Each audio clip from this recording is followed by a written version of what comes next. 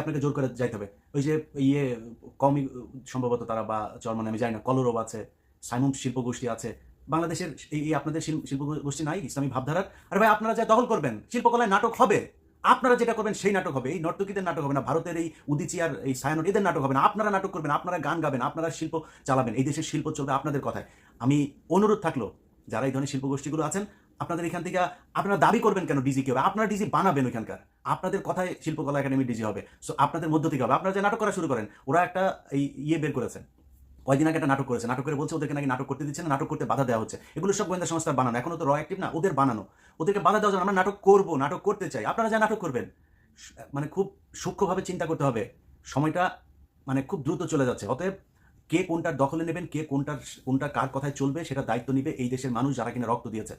এখানে এই কোনকার কোন ফারুকি-টারুকি এসব চুচিলরা এখানে জীবনে কোনোদিন বাংলাদেশের মানুষের পাশে এসে দাঁড়ায় নাই। ওদের কথায় এই দেশ চলবে না।